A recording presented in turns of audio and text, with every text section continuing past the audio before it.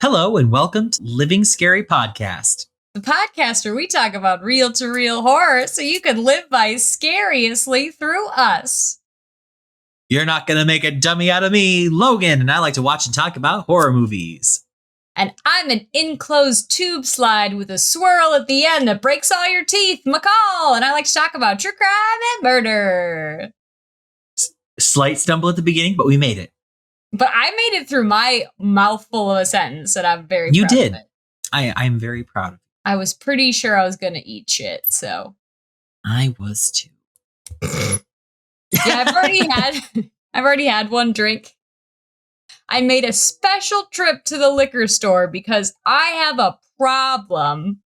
And we were out of Coke, and I was like, well, I can't do a rum and Coke. And then I really wanted wine. So I was like, I did see, I was like, are you drinking wine? Are you not honoring your cup? I'm not honoring the cup because something feels wrong about drinking wine not in a wine glass. Do you feel me on that? Yeah, I do. I do drink wine exclusively out of wine glasses. Yeah, I have to have that glass. Also, speaking of drinking out of anything, I drink out of everything I've ever drank, and I'm wrong. Yes, I know. You drink out of bottles wrong like a crazy person. Bottles you wrong. You backwash like a mother. I bite down on glasses when I drink from them. Why? I don't know. You crazy person. It's just for your lips. Yeah, no, Brendan was talking to me. Also, I've noticed this, whenever I drink water out of a cup, I get a water mustache every time. And I was like, everyone does this, right? And I asked Brendan and he was like, what? He was like, no. So he was like, a child gets a milk mustache. Yes. Every time I take a drink, I have a sheen of water over my upper lip. And I don't know what's wrong with me and why I can't drink out of any surface correctly, but I haven't been able to ever once. So, and based on your face, that is not normal. No, it's not normal. Also, you were going a little glitchy there. Your voice was getting glitchy. Great. So it'll be really cool. It'll be really awesome. I love this. It doesn't make me super angry every time I listen, and my audio quality's booty ass. Because you sound fine to me right now, but then, yeah, when we listen to it on Spotify, I'm like, why does she sound like this? She sounds terrible. Why does she sound like dog shit? Just like...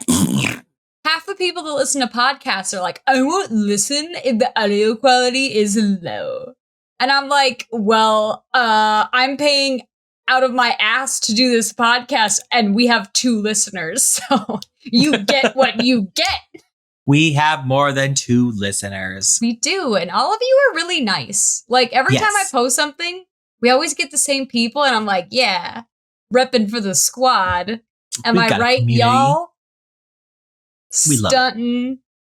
I can't, I'm not relatable. Okay. We're old now. There's a commercial during one of my podcasts, and it's this man it's like they took every bit of hip lingo and they shoved it into 15 seconds, and it hurts. It hurts. Ugh. It's like, yeah, do you want to go to a movie theater where everything is on fleek, hunty? Do you want to? It sounds like someone doing a Pride commercial. Pride commercials are always like, do you want to go to a white party, diva? How do you feel, hunty? Are you here to work the boots house down for your nerve work? Or are you here to serve it pussy? Sounds like a robot learning to talk. Are you ready to have your clit milked, diva? No. Hate it. Can't stand it. You want to suck cock? Huh? That one sounded more real, though. That one was authentic. The other one wasn't. Oh my god. So, what are you talking about today? I'm talking about the movie Killer Klowns from Outer Space. Oh, shit! I wanted to watch this movie. Apparently, I already know some feelings that Logan has on it, so I'm excited. Yeah. It was interesting. Uh-huh. And knowing a little bit about the kind of just very minor things about the background and everything, at least from my readings. But this movie was from 1988, coming here at the end of the 80s. It was directed by Stephen Chiodo. The writers were Charles Chiodo, Stephen Chiodo, and Edward Chiodo. Whoa. I hope I'm saying their name right. I believe they were brothers. Oh, I love They're definitely related. They're definitely related. Because I think it's Chiodo Bros was like the group that did it. Like this movie was, and I'm pretty sure if like based on what I've read, I'm pretty sure like this was the only movie they ever made. It was produced by the Chiodo brothers. Yeah, it was like the only movie they've made. And I don't know. I have nothing against people who I hate when people are like, oh, they were a one-hit wonder. And I'm like, are you kidding me? I call that have a hit doing at it all. I call that doing it right the first time. Yeah. Like you wrote the one song. Park. Harper Lee, she wrote the one fucking book, To Kill a Mockingbird, Bard, and then never wrote anything again until like a couple years ago. Yeah, I was gonna say, didn't she? But just recently, it was like a few years ago. She wrote another book, and then it was just like, fucking nailed it. I killed it, man. Done. Kids are gonna have to read this shit in school for years to come. So I think that Killer Klowns was their only movie that they did as a group. However, they are very well known for animation, specifically for they did stop motion. They did puppets. They did a lot of puppets. Puppets. They did. Oh, McCall. They were responsible for a traumatizing event in our life. What? They were responsible for the claymation segment of Large Marge from Pee-wee's Big Adventure that devastated us. That was so scary. Also, they did all the stop motion elements for the movie Elf. Oh shit! Okay, they were really cute. Yeah, so they've done a lot of stuff. Like they're not strangers to film, but I think this is like the only one that they did that was like we created this movie from top to bottom, and it has like a cult. It's like a cult following. It has it's considered a cult classic. And they are like. And it's one where it's like people have been wanting either remakes or they want sequels, and they've been trying to make them, but they've been kind of stuck in production hell, I think, for years. Like, I think the last time we heard anything was back in 2018. They were talking about like a sci-fi, I think, was trying to take licenses so that they could make one or more sequels to it. But that was in 2018, so who's to say? But yeah, so it's definitely got a following. Cast wise, I don't think anyone that you'd really know. There is Suzanne Snyder is in it. She was in Weird Science. She was also in Return to Living Dead 2, not the one I watched, but the second one. But that was kind of like it. The one person who I think has ever been in anything is John Vernon. And he was in Animal House. He has a very distinctive voice. He was in Dirty Harry. Oh, he's he does a lot of voice acting stuff. Like he's been in a lot of video games. He was in The Grim Adventures of Billy and Mandy. Oh shit, who was he? He was Warden Toadblatt. I can't remember that character off the top of my head. No. But he's done a lot of stuff. He's a legend, basically. And he did this movie out of the kindness of his heart. Let me see, what is this movie? Oh, Topaz. Okay. But those are kind of our build cast. We have a couple other people, but really nobody huge in this. At least nobody who's known for anything other than this. So I'll just get right into it. So it starts out, we're in a town called Crescent Cove. I'm going to try to speak more deliberately. I find sometimes I speak too fast and then I end up spushing my words together. We got our main kind of characters here. We got Mike Tobacco. What Whoa. a name. And girlfriend Debbie Stone. And they're at like this lover's lane. There is like a whole introduction bit. And there is a song that is specifically written for this, talking about killer clowns from outer space, which I thought was fun. I thought it was fun and interesting. And as like them and all these other teens are getting it on up at this lover's point, a comet shoots through the sky and hits the ground. And Mike and Debbie decide to go off and look at it. Meanwhile, a nearby farmer also goes and checks it out. And he gets there first because he believes it's Halley's Comet. And when he gets there, it's this giant circus tent. And unfortunately, him and his dog are captured by the clowns. And the clowns are actually very well done because it's completely practical effects, rubber suits, and the faces like emote really well, I think, for being a movie made in 1988. I think like, so again, in that respect, I think that it looks really good. The practical effects, they are pretty gross looking.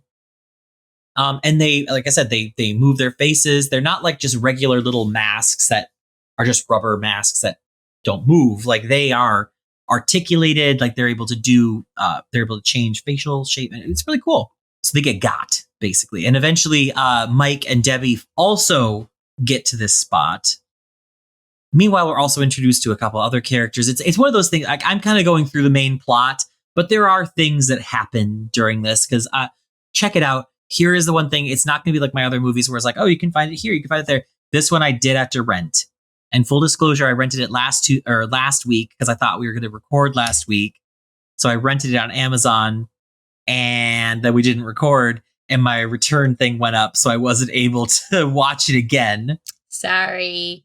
No, it's fine. I was like, shit. I was like, and they already got $4 of my paycheck. So, and that's it. That's all they will have. They get no more.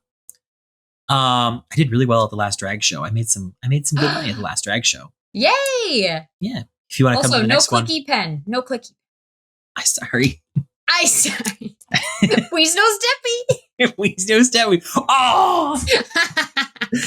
See. So Mike and Debbie do eventually get to this tent as well. And they kind of go inside and figure out it's a spaceship. Where these clowns are now, I guess, like, because the clowns were like right out there to pick off the farmer. But now when the two teens are here, nothing to be found. But eventually they do find this area where there's these cocoons made of cotton candy. And inside are like the gelatinized remains of the farmer.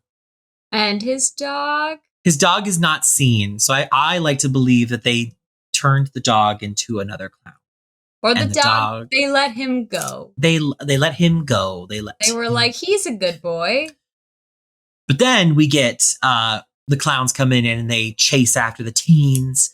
And they have like these weird powers that all are centered around being clowns, of course. Like they fire a bazooka that's filled with popcorn, and the popcorn makes it a way for them to trace them and follow them. Huh. Because the popcorn will flake off and follow their trail. They also have like a balloon animal dog that's able to sniff them out. That's cute. And it's like I think they're very clever on what these clowns are able to do and the ways that they get people. The kids do make it out alive. And they head to the local police station where they try to get help from one of the local police officers by the name of Dave Hansen, who we later find out is Debbie's ex. Ooh. And like it's very heavily implied because there's also another police officer named Curtis Mooney who hates the kids because it's like a college town. And so he resents the college kids. I still don't really understand why, but he does. And so, how dare they get an education? I know. And so it's very heavily implied that Debbie and Mike are like college kids. And then I'm like, so then you were dating this adult man who's now a police officer? Question mark. Well, you can be. How do you? Well, yeah, maybe he just went to the police academy instead of going to college. So maybe he's I assume, young. yeah. But they could be young. They could be young little babies. So Mike takes Dave back to the site of the ship. It's gone. They do drop Debbie off back at her house because that's what you do when both of you have witnessed something like this. And so eventually the clowns escape. They leave and they start in like capturing townsfolk. And it is pretty funny because Curtis, they come in, they're like, hey, clowns are gonna start kidnapping people. And Curtis is like, yeah, fucking right. You'd think after the next person saying, hey, there are clowns that are kidnapping people, he'd be like, ooh, shit, maybe that's weird. This is weird. No, not Curtis. He could just like, nope, not gonna make a dummy out of me. I just won't do it. Yeah, won't do it. Like, he's getting literally floods of calls at this, like, by a certain point from townsfolk being like, help, there are clowns attacking us. And he's like, I guess the whole town is in on this prank. That's pretty. I feel like even if you were getting pranked, as a policeman, you have a duty to lean into the prank and check it out. Yeah, to at least investigate. I feel like that's like a clown in the face. Yeah, I feel like that's like part of the gig. But anyway, so he basically refuses to help the townspeople as they're getting cocooned by clowns or stuck in balloons by clowns. Mike takes Dave back to the ship. The ship is gone, but they go back to the Lover's Lane where they find that the kids have all been taken and there's cotton candy everywhere. And then we kind of get several vignettes of the clowns doing crazy things. Like there's one where like one of the littlest clowns goes to like this biker gang and the biker like kind of messes up his bike and the clown punches his head clean off. There's one where they're like, he's doing a puppet show and then one of the puppets like shoots the guy with like the thing to encase him in cocoonery. It's funny. It's cute. It's cute. It's definitely not a scary movie. No. And then we do get to a point where Mike and Dave have made their way back into the town. And one of the clowns is doing like a shadow puppet show for people. And at one point it like makes like this, I don't know, monster kind of thing. And it like grabs this group of people in its mouth and like puts them in a case. So it's like encasing them in the cocoons is not the only way that these clowns capture people. And if you get caught in a cocoon, you get turned into jelly, right? Yeah, you get turned into like, so it's interesting because it's like, it's very much like there's no saving these people. Yeah, like they're dead. Like they're dead the second that they're in those cocoons, apparently. Awesome. What about the balloons? Well, we'll get to that eventually. Awesome. Mooney finally gets his comeuppance, or Curtis, the guy who's not answering any of the calls. Because one of the clowns finally comes to the police station and he's like, oh, whatever, you crazy kid, I'm going to arrest you. And basically, he gets got, but we don't see it. It doesn't happen on screen. And eventually Dave comes back to the station to find like the place has been ransacked. And then all of a sudden you see like Mooney facing away. And he turns around. Oh no, there's a clown. That's what the clown is sitting on the one of the desks, and the clown kind of lifts up the body of Dave. No, not Dave. Of Mooney, and makes him talk. Oh. And he's like has like ventriloquist dummy makeup on. He kind of says like I think it's the clown kind of talking through Mooney, and he's like, "Don't worry, Dave. We just want to kill you." Are they? Can they talk? No, the clowns do not talk. But when using this ventriloquist dummy, that's the closest we've gotten to them being able to talk. Ugh. Is like kind of talking through it. And then I don't know where the clown removes his hand from. Ass. Whether it's ass rammed up his ass or whether it was like in his back or whatever. But then Mooney falls over. But then Dave shoots the alien. He shoots the alien right in the nose, and his big red nose explodes, and that kills him. Well, boom, so now there we have we've learned the weakness. Meanwhile, the popcorn that was on Debbie from earlier metamorphosizes and turns into like smaller clowns that kind of attack her. Smaller clowns. And eventually the clowns do capture her inside a balloon because they don't want to kill her right away because I don't know why. Because that's part of the story. Don't think about it too hard. Don't even think about it. But then Mike, Dave, and then two characters who I have heretofore not mentioned called the Terenzis, who have been not very important to the story until this moment where they have an ice cream truck. They eventually track down where they took Debbie to a local amusement park because they've hiding in plain sight. They're clowns. It is funny. At one point, all the clowns kind of pull up, and there's like one security guard at this amusement park, and he's like, "Well, I'm gonna have to ask y'all to leave." And then all the clowns take out pies, and he's like, "What you gonna do with those pies, boys?" And they all just throw the pies at him, and these pies disintegrate him. Damn. Right? I was gonna say he got off easy, but I guess he did not. He got eaten alive by acid cake. No, he certainly did not. But eventually they follow the clowns into this fun house. There's 4 people at this point. So there's Mike, Dave, and the Terenzis. And the Mike and Dave and the Terenzis get separated. The Terenzis fall into a ball pit, which has 2. I know what you've been like, what is this movie missing? This movie is missing hot, sexy clowns with huge titties. Well, they're not hot. Thinking that. Well, they're not hot and they're not sexy, but they've got huge inflatable titties. I'm now afraid to imagine what these clowns look like. They're pretty much the same as all the other clowns, except they've got huge inflatable titties. They have tiggled bitties.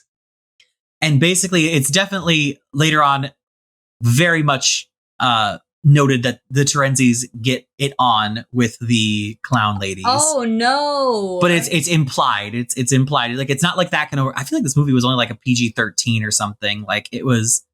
Like there's very little violence in this movie. I mean, that's your sequel right there. They have crazy full clown spawn from this weird getting it on moment, and then that spawn kills more people or something. I don't know. Spawns so many things. So eventually they have an altercation with all the clowns. They've saved Debbie and they're like, let's save other people. And they're like, no time. And I'm like, okay, everyone else is dead. So they start to leave and they get cornered by all these clowns. And the Terenzis have managed to pull their peepees out of the clowns, the clown hot ladies. The clownettes. And they crash their ice cream truck, who I, again, have heretofore not mentioned that they have an ice cream truck with a giant clown head on it. Why? To distract the aliens. It's like a clown. Kids because clowns like, no kid has ever liked a clown. Clowns have nothing to do with ice cream. It's a bad business move. Yeah, I agree. But, so they distract the clowns with this clown head and like the PA that every ice cream truck seems to have. And then a giant clown puppet known as Jojo the Clownzilla destroys the ice cream truck. It seems to kill the Terenzis. They do manage to escape. Dave creates a distraction and Mike and Debbie leave. Dave manages to kill Jojo the Clownzilla by bursting its nose. And then there's a clown car that's been present throughout the movie as well. It falls from the sky after the alien ship explodes. And then Dave and the Terenzi brothers all come out and they all lived. They're okay. Yep. And then as the fireworks go off in the sky from the clown ship being destroyed, they're like, do you think it's over? And pies fall out of the sky and splat in all of their faces. But it's not, and they all kind of stand there like nonplussed. So I don't think it's like the pies that melted the man. But these were the non-violent pies. And that's the end of the movie. This movie was only like an hour and a half. It felt like a lot longer. This movie, I think, could have been a lot shorter. It feels like someone produced a fever dream and then made me watch it. I don't like it. I don't like it. Yeah. They were just going to call it Killer Klowns, but they didn't want it to be like construed with other slasher films that were also very popular at the time. So they Like, they these added clowns are from outer space, though. so they added from outer space to distinguish it. It is distinguishing. Of the props, there is a popcorn gun that I mentioned. That is the most expensive prop they used in the film. I can't remember exactly how much it was. Oh, $7,000. It took 6 weeks to build, and it actually propelled popcorn. Like, it actually did what it was supposed to do. Wow, I want to get shot with that gun. So it's like I love popcorn, but I love popcorn. But everything in this movie was practical effects. So, and it was all done by these like oh god, I said it earlier, the Chiodo brothers. The Chiodo brothers. Yeah, I confirmed it. It is the only film written and directed by the Chiodo brothers. Weird. And they created all the practical effects and the makeup. And honestly, that is what I will give the movie is the practical effects, the makeup, and the props are really good. Like, especially knowing that they created all of it themselves. Like, I think that's very impressive. I just wish that one of them was a writer and hired good actors. I'm not gonna lie, a lot of the acting was challenging. It was challenging. It challenged me to sit through it. They said, "Hey, you want to listen to someone try and act?" And it was like, "Oh God, I could go." I can't remember. We definitely do see like Debbie doesn't really have much of a role. She definitely plays the perennial damsel in distress for most of the movie. There is a shower scene. I don't think we got to see titty, but it was like she was in the shower, and it was definitely intended to be like a sexy shower scene. But that was Killer Klowns. I did not particularly care for it, but it was one that I've been meaning to see for a while, and it fit the theme of theme parks and amusement parks. Parks. And I know that it's something you wanted to talk about, so I'm excited very much to hear what you have to talk about. Awesome. Okay, well, it's my turn. I'm out of wine, so I got a refill. You do that. I still have a whole drink because I was talking a lot. That is fair. I'm going to pause Zoom. Okay, we're back. So, I was talking to my friends. My friend, I don't want to brag or anything, but I know a person that ran a half marathon. And we went to go cheer her on. And afterward, like, we're all chilling out, talking. Who? Kelly. Okay. But we're all like chilling and talking. And someone brought up amusement parks. And then I don't know if this is everyone that's ever been to an amusement park, but everyone had like one of those like weird kind of urban legendy stories where they're like, oh, did you hear about that? Like, I heard one time someone's head got kicked off because they were too close to this ride, or like, you know what I'm talking about? Yeah, like the girl who like got her legs cut off on the power tower kind of thing. There it is. Everyone's got that kind of shit like rattling around in their brain. Yeah, her legs got bangs, basically. Whoa. It was a bad breakup. That's bad. She lost her legs. If that's real, half these stories, I'm like, I don't know if that happened. I even feel like that happened at, I think it's called Kentucky Kingdom, which is like, it's like a biblical themed. Oh no. And it's like, in the words of Trixie Mattel, when she talked about it, it's like, you lost your legs at a God themed park. Take the hint. Nobody's looking out for you. I kind of really want to go to that park to see what is happening. They have a memorial. It's just her two legs. Oh my God, really? No, I was just Okay. speaking shit. Really? Honestly, I can see that kind of shit. Can you imagine a statue, but it's like the pedestal and then it's just her legs? Oh, yes, that's what I was thinking. Oh, that reminds me. So the zoo here, there's a very small, it's generous to call it a zoo because they literally show white-tailed deer, and I'm like, honey, we can They're see those in the everywhere. backyard. But the thing that Charlie and I noticed that was extremely funny, and the Minnesota Zoo has it too, where they have plaques to people who have donated their money or donated their time, thanking them for their service. Blah, blah, blah, blah.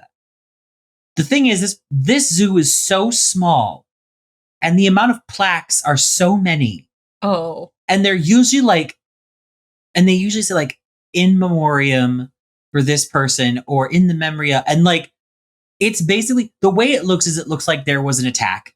Like the lions got out and killed everybody. And like there was like that's what it looks like because it's so the Minnesota Zoo is big enough that they can spread it out. It's everywhere. That is not the case here. This looks like the attack happened in this one room. And yeah. This is where all the plaques go. And let's be honest, there are no exciting animals at this zoo. That's sad. The white-tailed deer is a little weird. There were werewolves. I think the most exciting animal that was there was the red panda. They had a couple of red pandas that were cute. They had multiple red pandas? They had like 2 or 3. We only They're really have cute. one, and he's always asleep. But he's gone. He's gone now. Wait, he's dead? No, he's not dead. They took him out of his exhibit. I think they're trying to put him in another one. Oh, okay. Oh, did you hear that they finished that walkway? What walkway? Like, you know what the old monorail was? Yeah, they turned it into oh my God. They finished it. If you don't live in Minnesota and haven't gone to the Minnesota Zoo, I love it there. I want to die there. I wanted to have my wedding there, and I was vetoed, and it's awesome. Sorry. But just be warned, Charlie definitely wants to go. Okay, good. And he wants to go because they have the new Skywalk or whatever they call it. I can't remember. That sounds amazing. It sounds like Again, fun. I want to die there, so when I die, throw my ashes in a monkey's face or something. It's insane. Okay.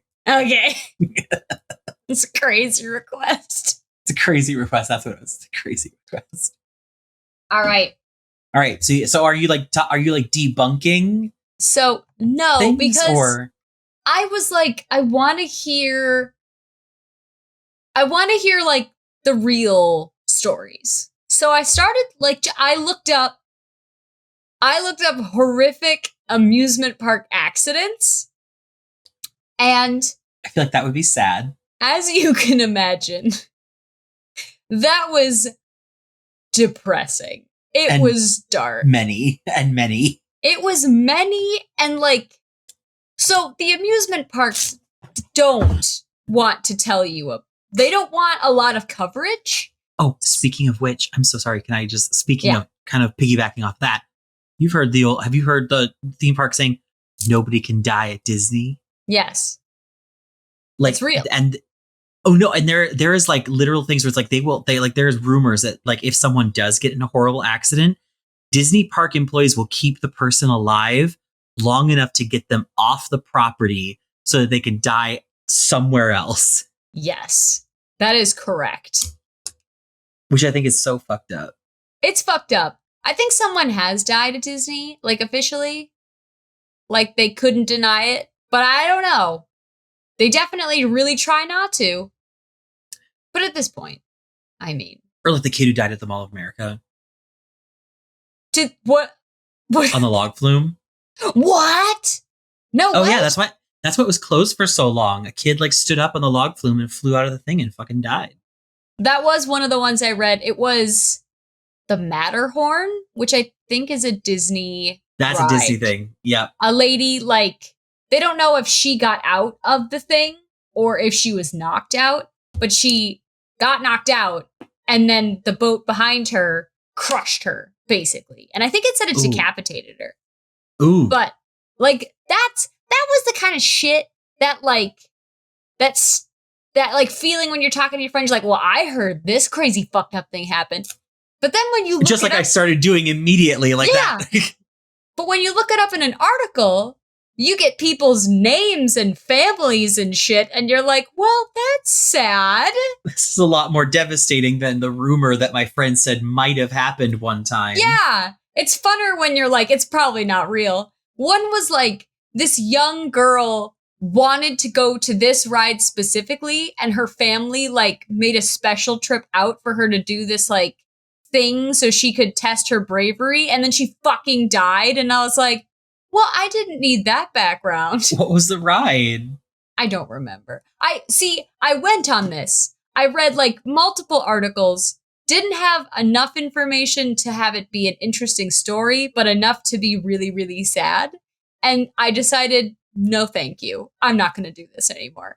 So I changed it because there is, if you are interested in amusement park fatalities in any way, shape, or form, you've probably heard... Who isn't? Who isn't? You've probably heard of Action Park. And Action Park, I mean, it's a big thing. Like, they made a documentary on it, which I watched. But it is basically like the most notorious amusement park for dangerous shit happening. So I'm just going to talk about Action Park. I'm just picturing like those carnival rides that they would have at the fire muster, that it's like exorbitantly priced and also you could die. And like, for sure, yeah. Well, actually, I read a thing.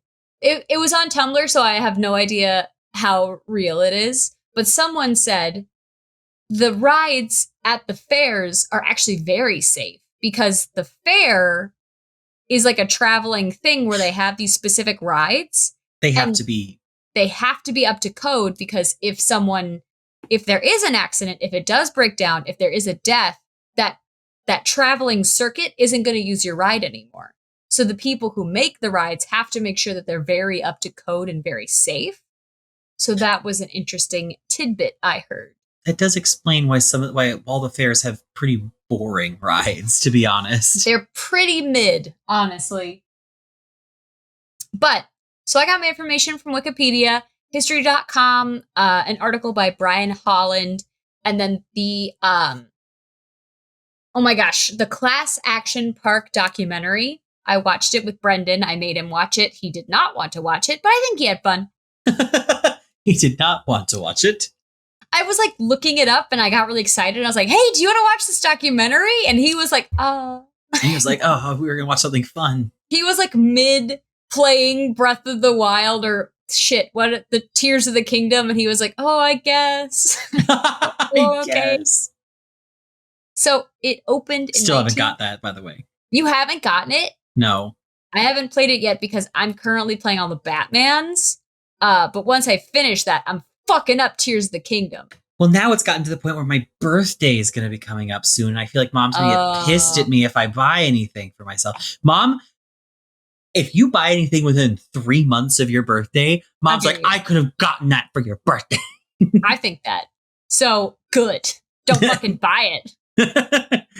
Don't tell Mom. Don't tell Mom this is my thing. I just have to remember it for later.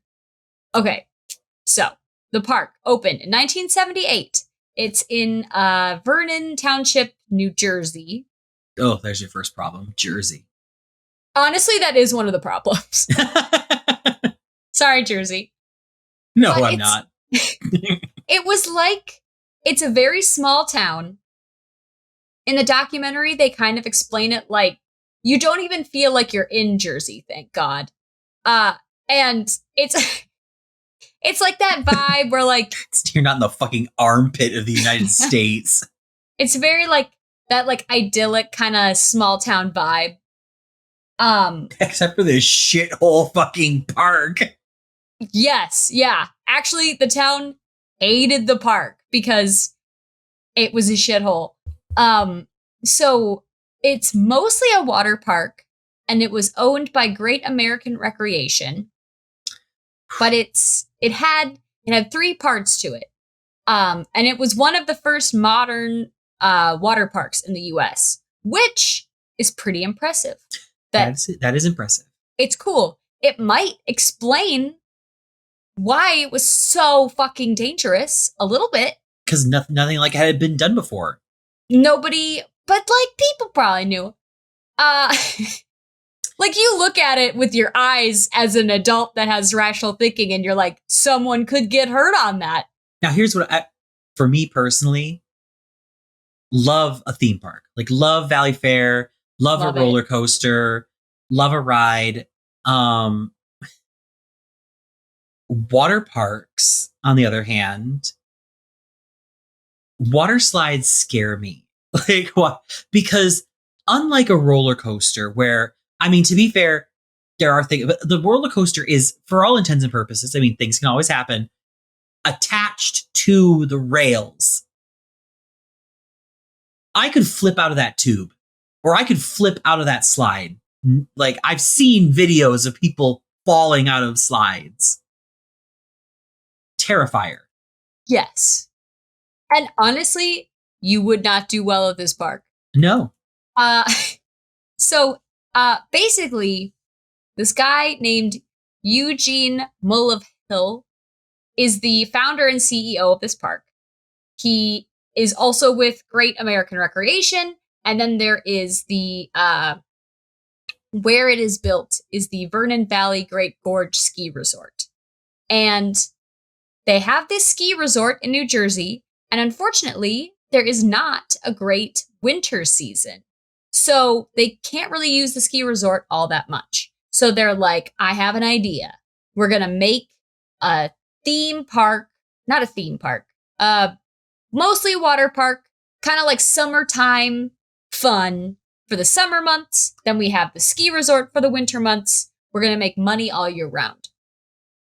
So the first thing they do. Next step, profit. Yes. Yeah, actually, they did really good. But the first thing they do is they build Logan's favorite thing, which is an alpine slide. Oh, fuck an alpine slide. They have these fucking crazy ski hills, and they just build a cement, like, path. Slide of death. And they just put these rickety carts, and they're like, get on there. And that first summer does pretty good. So then they kind of keep expanding. And so there's 3 main areas to the park once it gets moving. There's the Alpine Center, which has the Alpine slides. There's the Motor World, which has more of the like go-kart, motor kart, speed boat centered things. And then there's Water World, which is where all the water rides are. Healthcare workers and local residents nicknamed the park Traction Park, Accident Park, Class Action Park, and Friction Park because of all of the accidents on the actual grounds. So they start kind of opening things up. They start making these slides and things like that. On the opening day where they actually call it Action Park, they did have 2 big promotions going on that day. One was a Dolly Parton lookalike contest, and then the other was a tobacco juice spitting contest. Wow, classy. So it was a pretty crazy place. Was that the Dolly Parton lookalike contest that Dolly Parton lost to a bunch of drag queens? I don't think so. I don't think these ones look good. Have you heard that anecdote before? Yes. So there were by 1980, there were about 75 rides, 35 motorized rides, and then 40 water slides. So of the rides, the Alpine Slide is one of the most dangerous. It was described by a former resident as a giant track to rip people's skin off. The slide I can attest. Was made mostly of cement, fiberglass, and asbestos. And the devil's ass. Yeah. I hate that. I will never go on an alpine ride again in my life. They look... Or an alpine slide, rather. So dangerous. Like, they look insanely dangerous. Now that I'm looking at it, I'm like, my parents let me ride on that. And I was You were with Dad. I was by myself. No, I was by Oh, myself. I thought you were with Dad. No. That's why Dad was so like, it's got to be one of my kids. It's gonna be one of my kids. You saw they saw the empty slide or a sled come down and go. Yeah. And instead of being like, oh, it's one of my kids, instead of being like, oh, one of my children could be grievously injured. You were fine. I was pretty fucked up. You had some scabs, brah. I had some pretty nasty burns on my some gnarly stuff. It was on my hands and on my knees. Yeah. So this park, first of all, had a reputation for just being a place where adventurous, dangerous, stupid kids go to just fuck off during the summer.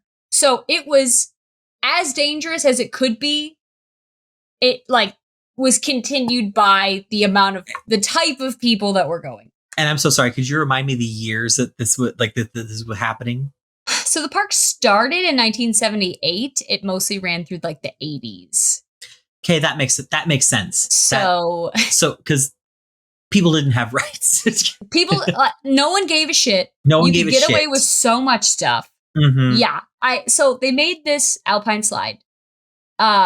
You rode this ski lift to the top, and so the passengers were on the ski lift, and then on the side were these hooks that you put your alpine slide on while you ride up.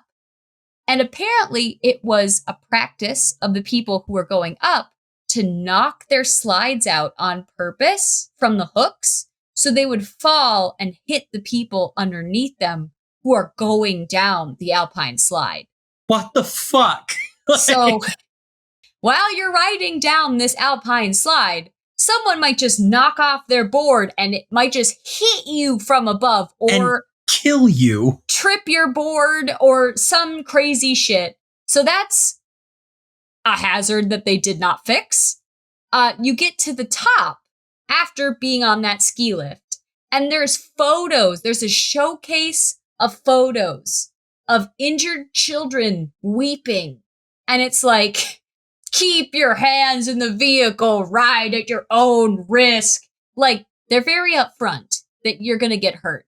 And people were like, fuck yeah. And you go down these carts that are mostly broken. Mostly, they don't have brakes. Mine was broken. Yours was broken. So if you pull back, it brakes. And if you move forward, it goes faster. And the track was basically made so if you didn't brake at the right points, you were going to fly off. You couldn't just coast down the hill without braking. You had to brake. So a lot of people were flying off the track. If you were going too slow, people who are going down the track behind you would run into you because it wasn't really monitored. So people are having collisions. You're damned if you do, damned if you don't. Don't go too slow, don't go too fast. You dip shit. This is also where the first fatality occurs. It's a 19-year-old, a 19-year-old boy. He rides off the track and he hits his head on a rock and dies. So this ride, they can't officially have any numbers because if you reported it, they might not have told anybody or anything. But there were multiple 26 head injuries and 14 fractures attributed to it. I want to say per day, but it didn't tell me the exact numbers.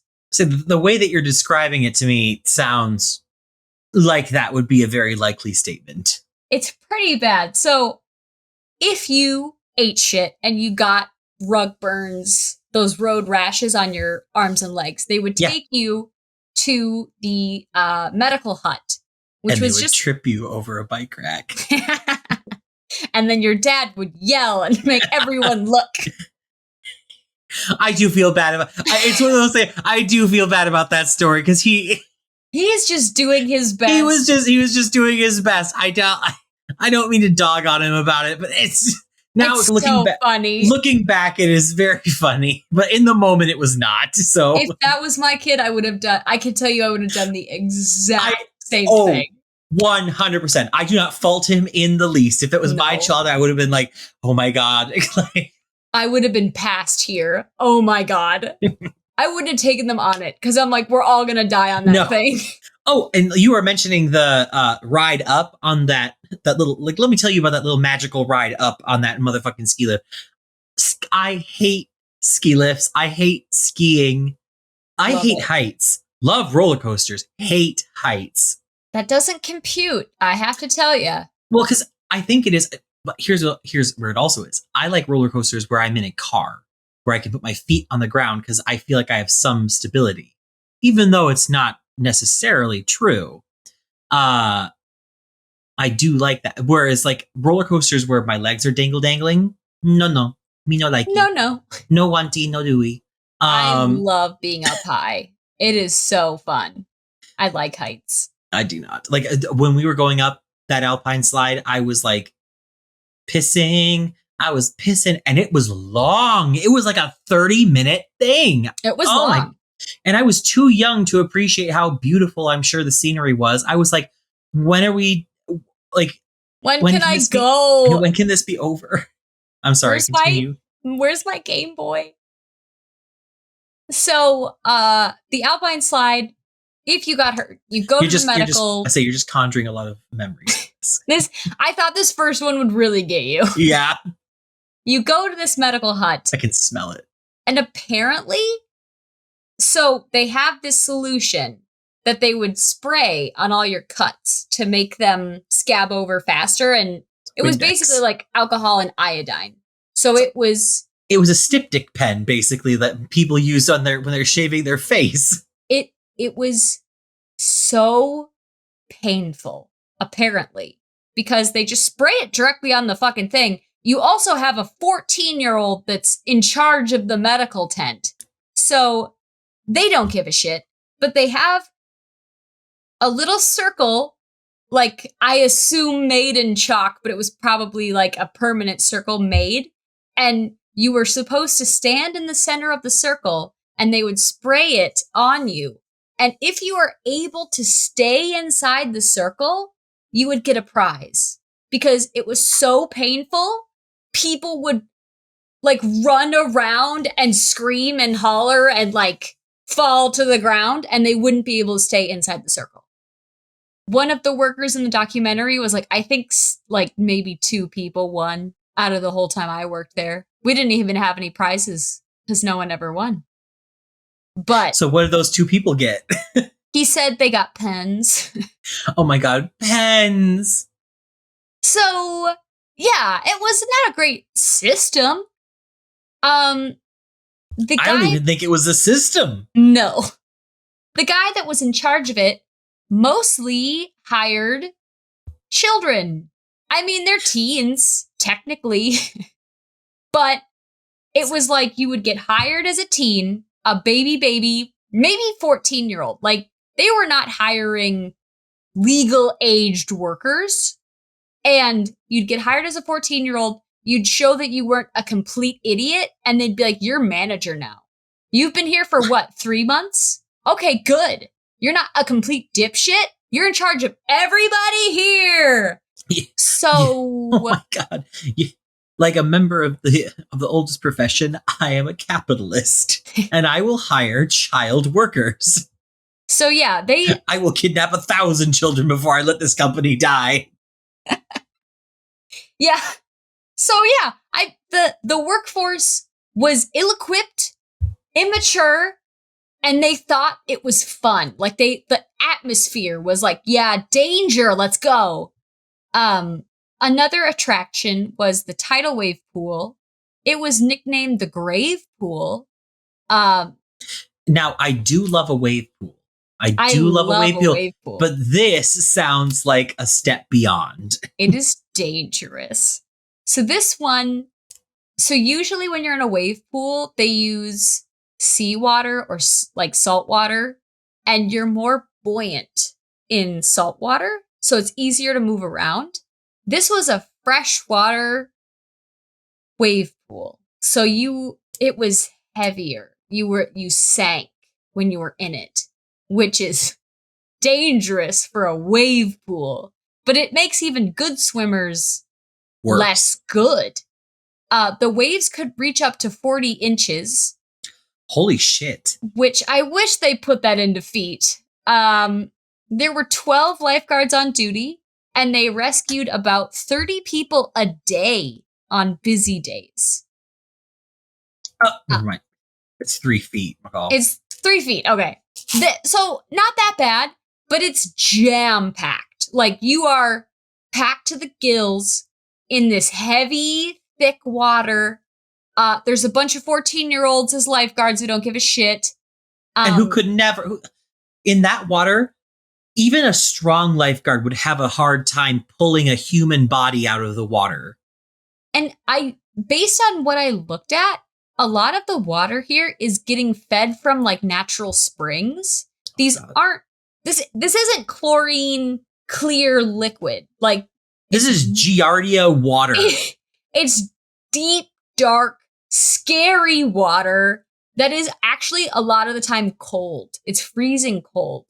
So this doesn't sound fun at all.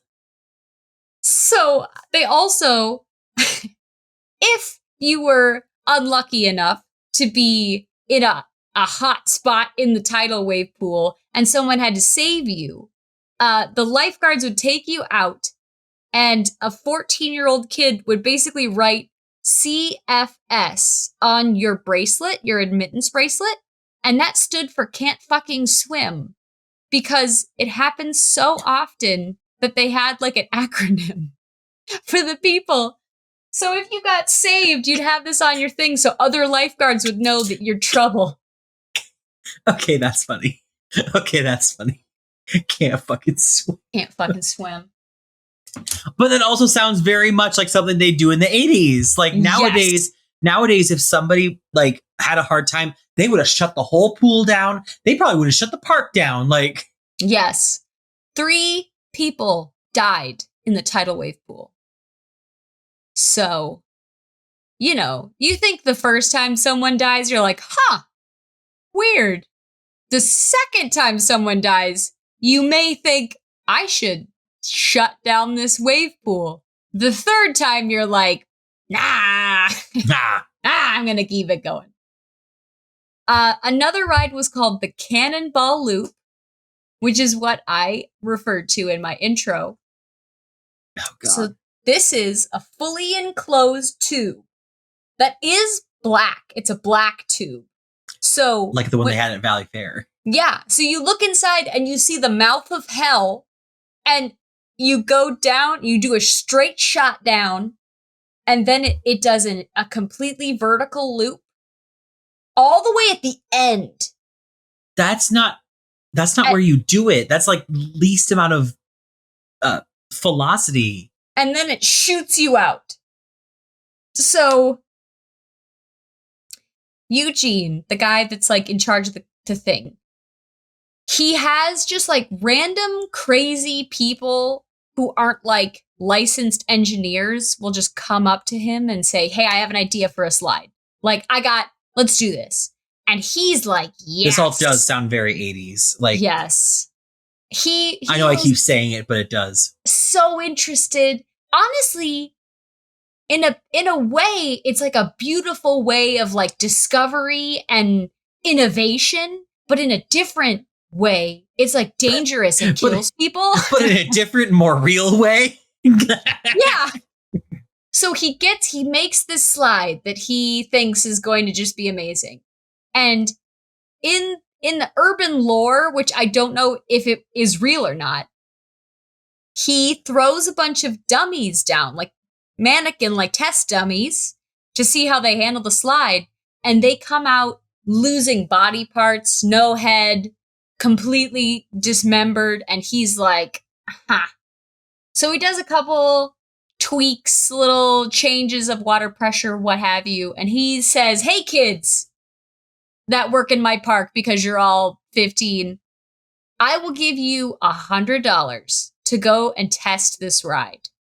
And so the little... Absolument.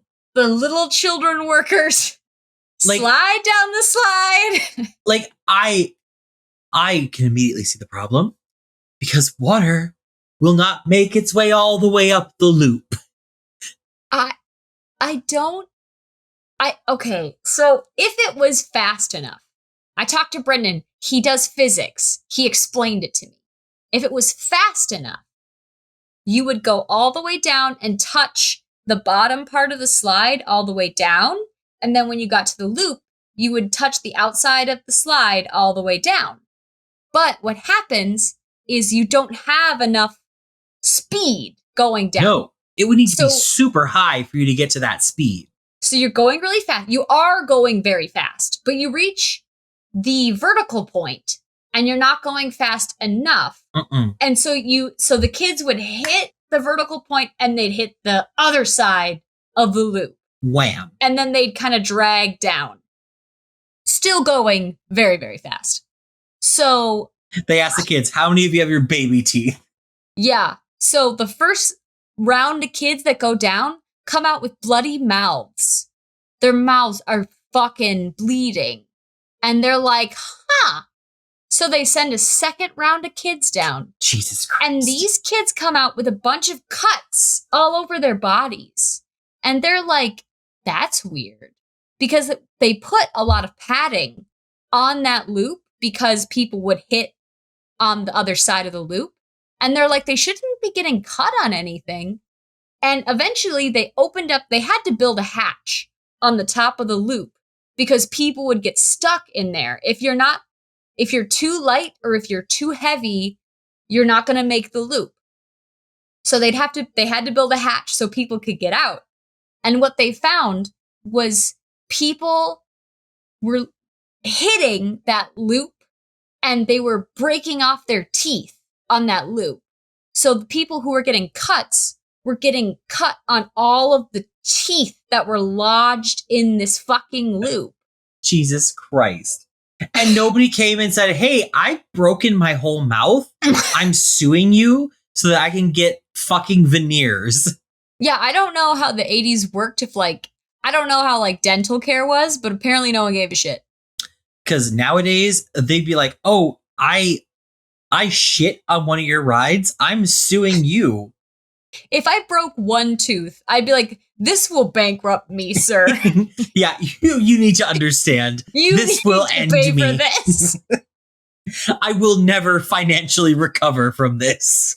Another really popular one was the Tarzan swing, which they have a really high up ledge, and you guessed it, they have a swing. They kind of have it's like a trapeze, like a horizontal bar that you grab and then it sounds like something out. I'd never do. And again, you have to remember that this is spring-fed water. So you're not clunking into a hot pool or even a cool pool. You're clunking into freezing cold water. Freezing cold New Jersey water. New Jersey cigarette water. Butts everywhere because it's the 80s. So and it's high. So you go down off this swing and you hit the water, and a lot of people would go into shock when they hit the water and forget how to swim because the freezing cold nature of things would kind of freak you out, and then you'd kind of sit there and gargle water for a second. And the 14-year-old workers didn't give a shit, so they just keep sending people down. And so people would be landing on people. And another thing that was common is, so they'd tell you they're decreasing the surplus population. These 14-year-olds would say, hey, you need to cross your hands and cross your legs when you go in as proper Tarzaning etiquette. But no one gave a shit. No one listened to them. They were children. So a lot of people would do flips, do dumb shit, moon the audience because there's a huge line of people watching you do the Tarzan swing. So you're kind of doing a performance piece. A performance piece. And this piece. So if you were a young child and you hit this frigid water, one of the comedians in the documentary would be like, if you were One of holding up the line. One of the comedians? I swear to God, he's a comedian. I've seen that guy before. But he was like, when you He hit just the had water, a comedian. he had a comedian's face. Okay. When you hit the water, if you don't like get out of the way, you get heckled from every New Jersey asshole in the line. And people would chant, pussy! If you That were sounds swimming. New Jersey. Yeah. So it's bad.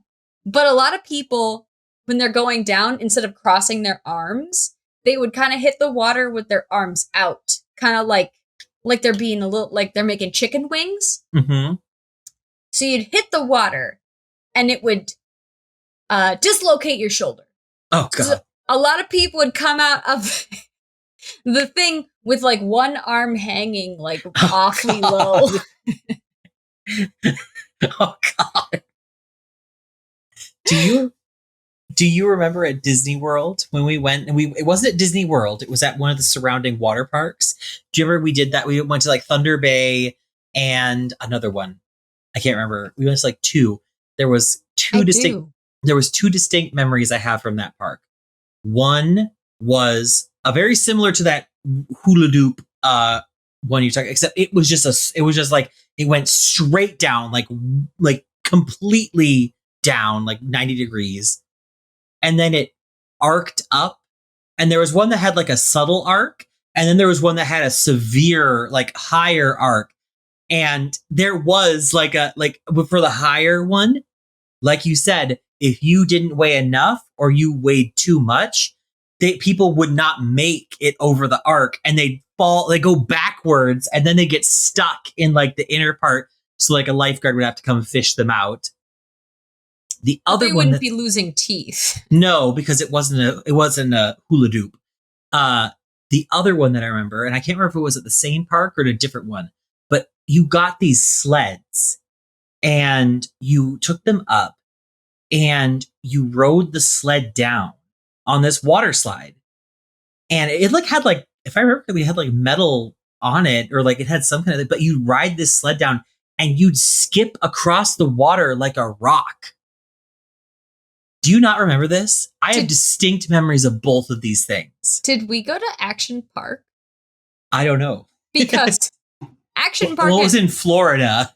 Action Park had both of these attractions. They had the skip ride, where if you put too much of your weight forward, when you went down the slide and you hit the water, instead of skipping like a rock, you just like smashed your face into the And the other one was a complete 90-degree angle. They had to have like a piece of plastic in the front bit when you went down so you wouldn't completely go into the air. They had that. I remember that too. Because it was a complete drop. Like water just shot up your ass and then you just went all the way down. And you got a free enema. And you went and douched out later, and you were ready for anal sex later. You shit your panties, honey. No, but we went that to two. That actually does sound really familiar. I think yes, because I remember there was one time when we went to Disney World. One of the two, we went to two water parks in addition to Disney World. And I remember one was Thunder Bay, and one was, I feel like it was Cascade something. I think it was Cascade. I want to say Cascade Bay. I also want to say Cascade Bay too, but it's like I remember going to, and both of those slides were there. And when you were telling me about the loopy loop one, I was like, I remember I went on the lower one because I was concerned about my weight as a young 10-year-old. I was concerned about dying. But like, I remember going straight vertically down and just being like, and this is how I die. And that is it. One ride that never got to public consumption was was a ride on 2 tracks, which again, they didn't have a licensed engineer make it. So they had some guy. They had Joe Rogan come in. I want to say Joe. He came and he had a bunch of extra PVC pipe. So Jesus Christ. He made a track on PVC pipe and it had 2 bars and it went all the way down. And what they were going to do is they have this big ball that has like bebops coming out of it that can like hook onto the Like PVC pipe. Okay. And so you roll the ball down and it's going down this thing, and the little things that are coming out of it are catching on the pipe to keep you on the track all the way and you're down. inside the ball? And you're inside this, and it's a metal ball. That sounds horrendous. It sounds like this Indiana Jones thing. Yeah. They put a guy in that boulder and they sent it down. Yeah. So they're going to test it. And the guy who made this track didn't know that on a hot day, PVC pipe is going to expand. Oh my God. So the guy who's in the ball, they put a man in the ball. They didn't need to do that. They didn't do a test run? This is the test run. Life is as extreme as you want to make it. So he goes down and he immediately gets off the track because it's PVC fucking pipe. PVC pipe! And he goes down. He's rolling down a ski hill. And guess what? The track, the park itself is split into two halves. One half is split off by a freeway, and the other half is where the other side. So he goes across the freeway. The freeway with cars driving. With cars. And he's in this metal rolling death trap. And he survived. And you know who was in one of those cars? Steven Spielberg. And he said, you know what? Indiana Jones. Got it. Done. Done. Charlie and I just watched the first 3 of those. Oh, really? Yeah. I haven't seen the second one either ever or in a long time because I don't remember it. We did watch it together as a family. It's not good. Kate Capshot. Oh my God. She's so, we're not sinking. We're crashing. It's like, Jesus Christ, Kate Capshot. Get it the fuck together. And then Allison Doody in the second one, done up like a whore. Her name is Doody? Yeah, Doody. I believe it was Allison Doody. I say done up like a whore. She looked stuntalina. She looked so fucking right. Hair, makeup, costumes, everything done. Sorry, this man survived a metal ball. Yes. So and then what happens? Like it was like it wasn't like a water ride. It wasn't like a water ride. It was a metal ball ride. It was a metal ball. It probably was on the Alpine area. So you were a marble in like one of those things that we would build as a child. Yes, exactly. Yes, you were a marble. Then why not just make that? We don't have enough PVC pipe. Also, don't do that because you'd get so, oh my God, those things would be coated with vomit. So sick. Even as a child, I would be like, ugh. Yeah, my inner ear can't take that. But yeah, so he went through the freeway and all. He eventually stopped in the swamp and got out. But yeah, so get out.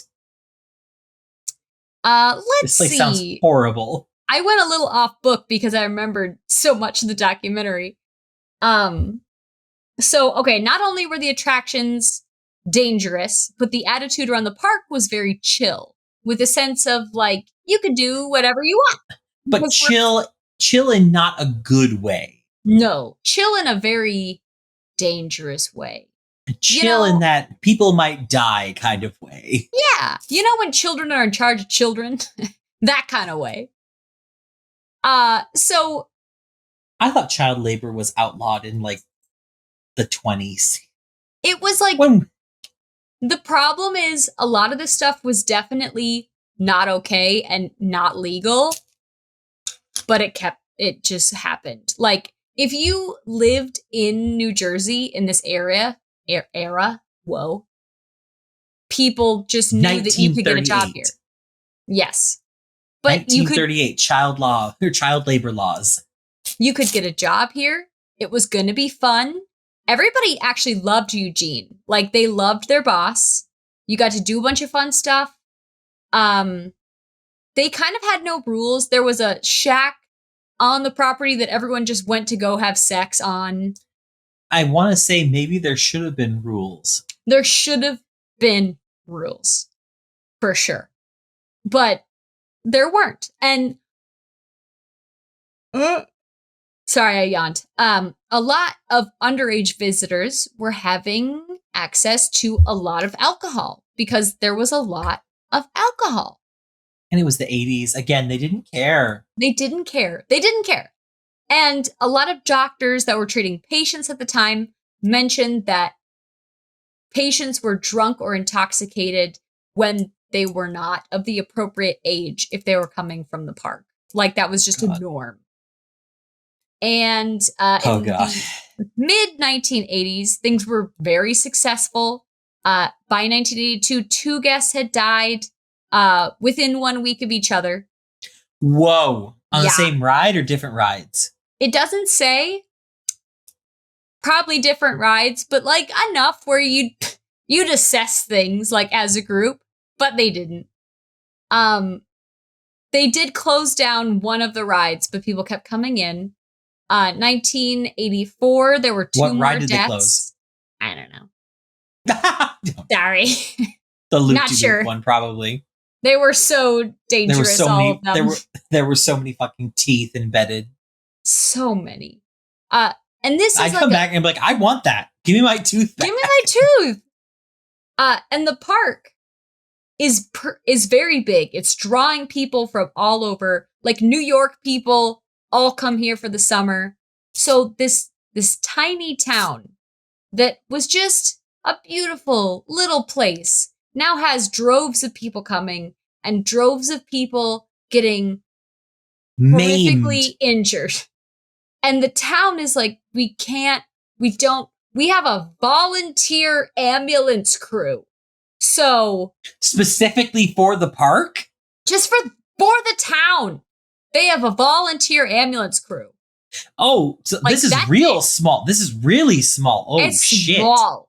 So and they're, oh my God. They're like, we can't keep up with the amount of people that need your ambulance. So Action Park they financed, I think it was 2 extra ambulances for the town because they were specifically for Action Park. The nearby emergency room stated that they would see 5 to 10 park goers come in on busy days. The park closed in 1996. There were a total of 6 fatalities. 3 of them were people who drowned in the tidal wave pool. There was the 19-year-old boy that died on the Alpine slide.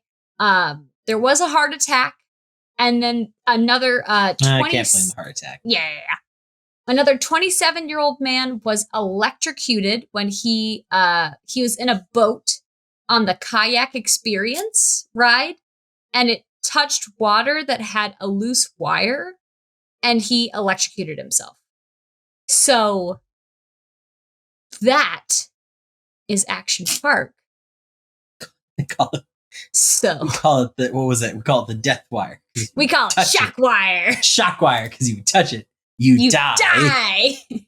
That is accurate. That is accurate. So yeah, that is Action Park. And it's a good documentary. I suggest watching. If you're interested in amusement park deaths, which is a if you have that niche interest. People are interested in it. I'm interested in it. I listened to an episode of My Favorite Murder about it because they're interested in it. It's a whole thing. They made a documentary on it. Yeah.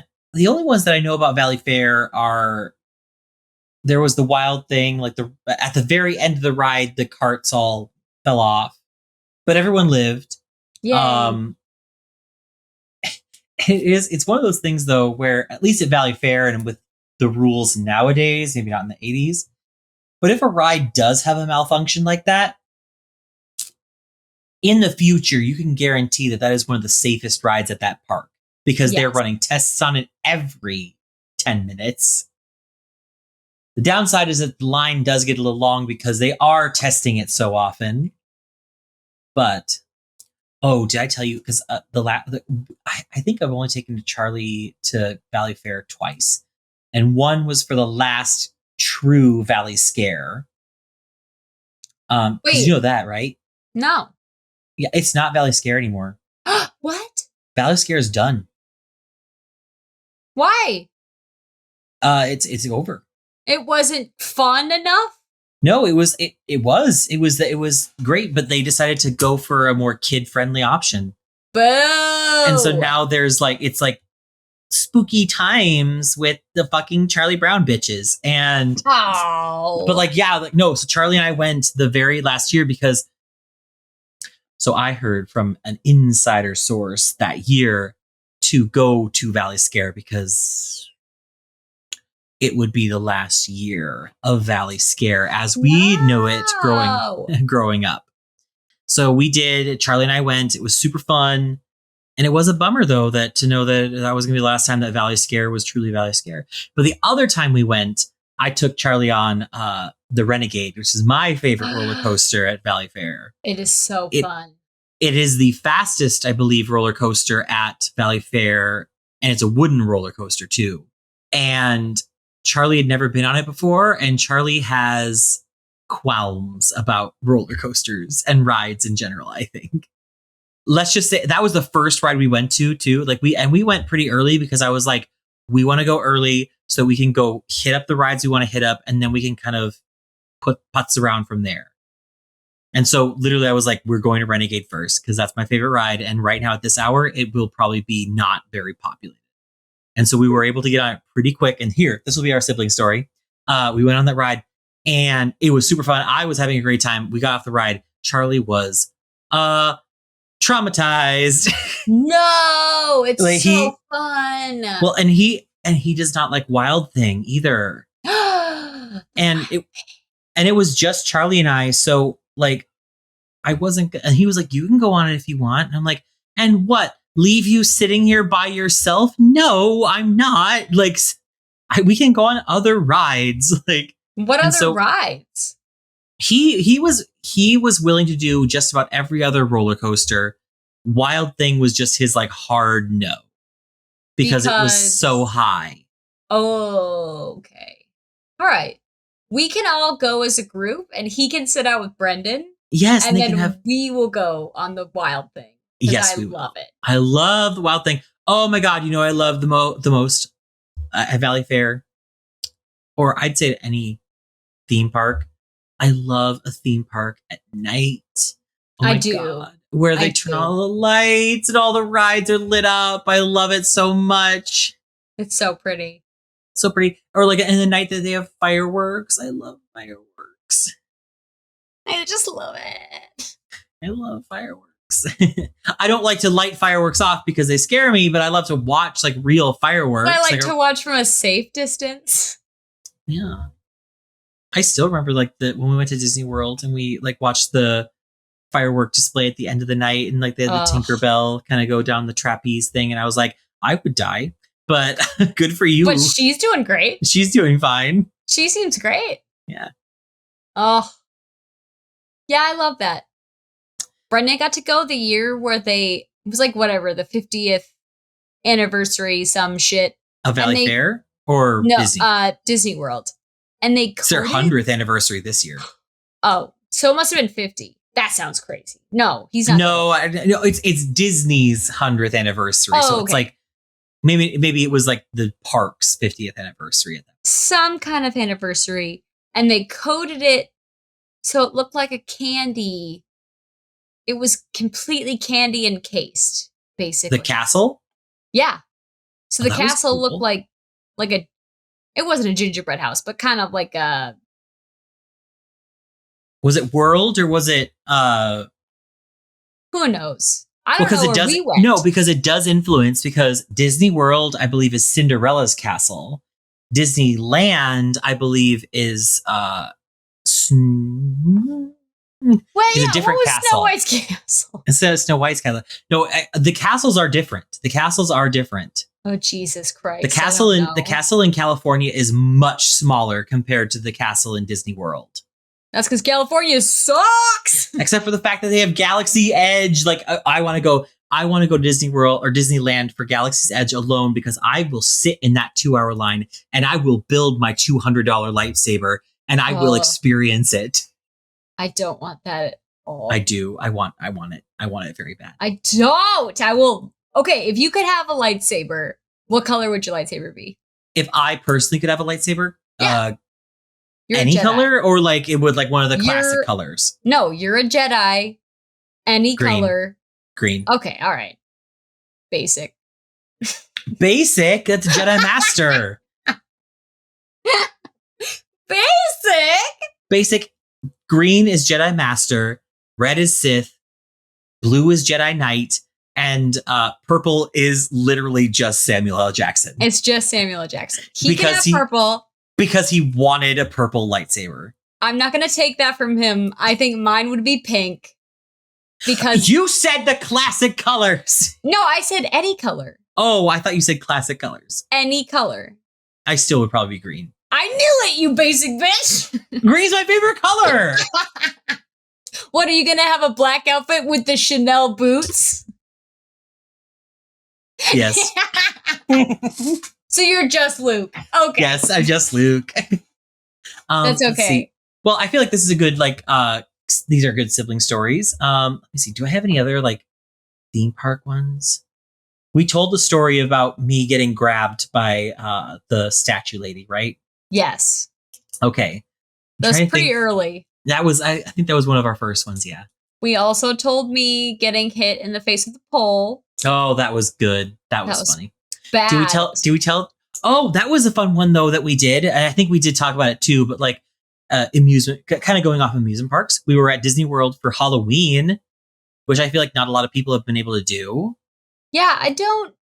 Okay, if we have talked about it, you're probably not listening anymore. But if we haven't, we went to Disney World, World. We were in Florida. It was World. For Halloween, and it was great.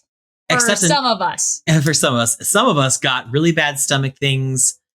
And I don't know, it's like you were so young because you were only like 6 at that point. It's like, was it really stomach things, or were you just nervous? Or no, I had a tummy ache. I had a tummy ache. A tummy ache so bad that grandma had to take you back. Yeah, she had to take me back to our shitty room. I didn't get to hang out with Buzz Lightyear. No, I didn't either. And get candy. I got candy, but I didn't get to hang out with Buzz Lightyear because I couldn't even get his goddamn signature.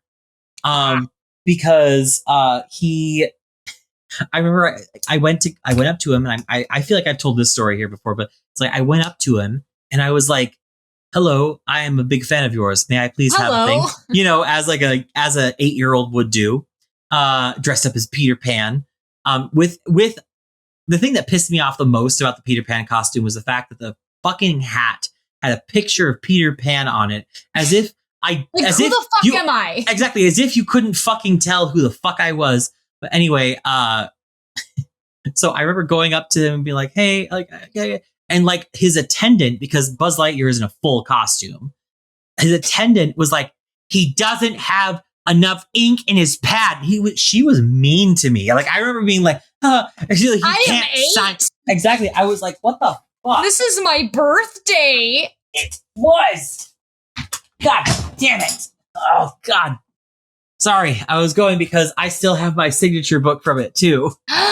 Where's mine? Oh, my God, where's my signature book? But I still have it. You can't see it, but I have all of the signature books, except I'm an idiot fucking douchebag asshole fucking piece of shit. I hate myself as a child because I literally wrote over their goddamn signatures. What? Like, not over them, but I wrote next to them. In my fucking 8-year-old cursive, quotation marks, decided to write things like, "Oh, funny, like, love." Did and I'm you like, just write love? You were just liking your own I stuff? did. I literally wrote, like, I was liking my thing. I was so angry. I'm so angry, like, looking back on it. I'm just like, what the fuck? And I did Buzz Lightyear. I did finally get Buzz Lightyear's stamp signature right there. Love that. But like, I still have this. It's like one of my like. You had it at the ready. Like I didn't bring it up. You just pulled it out of your ass. It's in my shelf. The only thing that I'm still looking for, and it's got to be somewhere at home, is my lanyard with all of my pins, because I had some really cool pins. I had some really sick ass pins. And I remember, like, at the time not really being into it. And I remember Dad being like, "Hey, Logan, why don't you get some more of the Disney villains?" And I was like, "No, I want these ones." And looking back, I'm like, "No, Logan, Dad was absolutely right. You should have gotten those villains because those villains are sickening. He knew what your brand was. He knew it. He knew it from the jump. He was like, my dad knew he's so fucking good. He was like, why don't you get some of the villains? Because the villains are cool. This kid's gonna like Scar a lot when he's older. Yeah, Scar is not my favorite. Maleficent, Okay, Ursula. Yeah. You're Maleficent, Ursula, Ooh, Scar. I do like Scar because his voice actor's great. Yeah, and he's the gayest. Oh my God. I think I did have a conversation with Dad about that, and he's like, I don't see it. And I'm like, I know you don't. And I also get where you're coming from too. But I also understand what my friends and I have said, so here we are.